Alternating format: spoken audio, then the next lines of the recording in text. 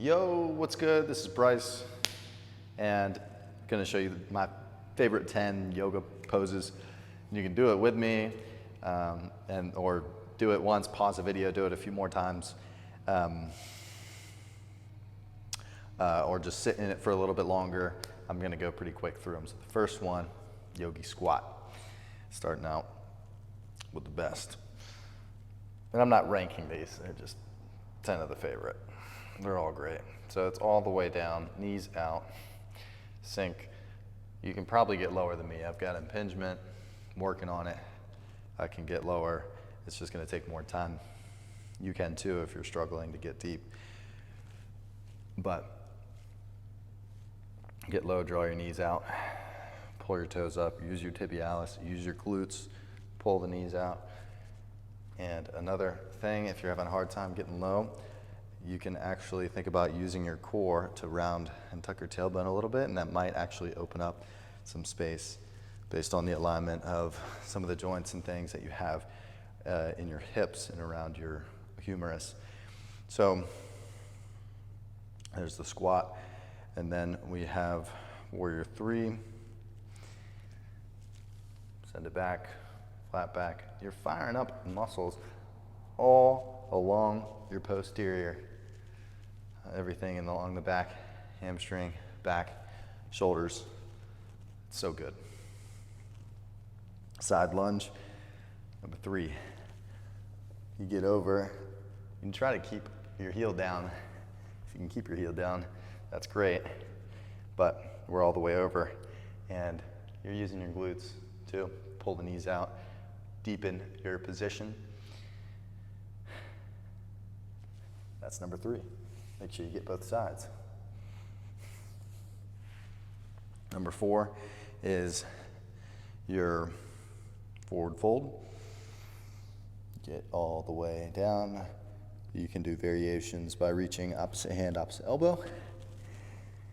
And you can sway side to side. You can have your fingers down. You can put your fingers under your feet. That's another juicy one. You'll feel a stretch through your back when you're doing that one, which is awesome. The next one we have is half moon. You send a leg back, stack the hips, stack the shoulders. You can use a wall too, if you want to put your back up on the wall to really feel the opening there. Open up your hips, fire up the glutes, and gain mobility and strength. That's number 5. And then we got warrior 2. Kick your back foot back, sink into your front leg, arms come out, steady gaze out in front. You can squeeze those shoulder blades back, press through the outside of your back foot, sink into the front leg, all these things. Repeat that. Or listen to that again and really lock it into your mind and connect it with your body and connect it with the movement. Next one, a little more chill of a pose is child's pose. Hips back to the heels, that's number 6.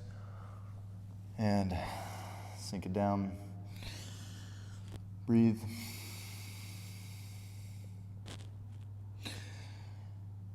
And you can think about activating your hamstrings here to pull your hips up to your butt. That's one thing that most people aren't doing, using your hamstrings. Pull it up, use your core to pull your chest down, and then reach through your arms. And you can squeeze the shoulder blades back just to feel that. I'm not saying you should be doing that when you're in the pose all the time, but any of these poses, it's good to add little movement to make them a little bit more active and dynamic.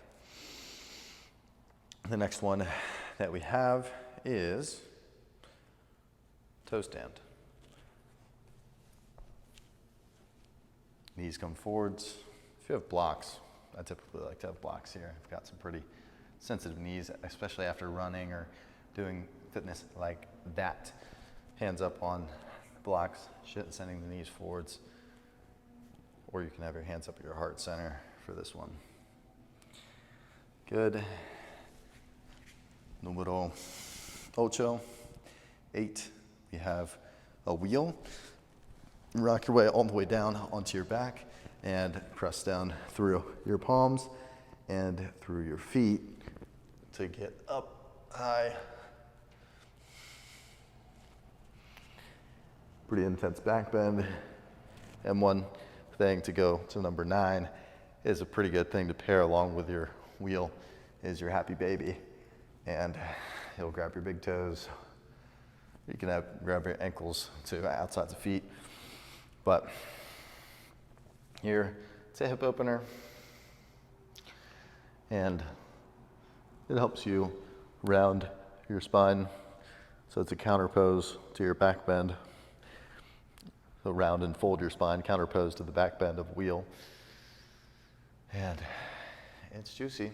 And then if you want to add a little something for the insides of your hips, you have your hands on the inside of your knees. Draw those knees out, straight away from your body, and down. Fire up the glutes, make it active.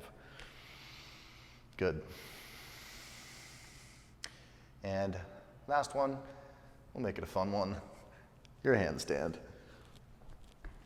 And the nice thing about the handstand is you can do any progression. Anyone can start working towards the handstand in this way, where you've got a straight leg and you're kicking up and you're bouncing that bottom leg. Great workout too, by the way. Fires up the quads, shoulders to hold this position. It's tough. Okay, now from here, if you want to go bigger, you throw that leg straight up and try to stick the landing. It takes a long time to really feel that gravity and be able to hold up at it every day for like 6 months. And I still fall in and out of it. It's not as consistent as I would like it to be. So there's my 10. Hope you like it. Let me know what you thought. See you in the next one.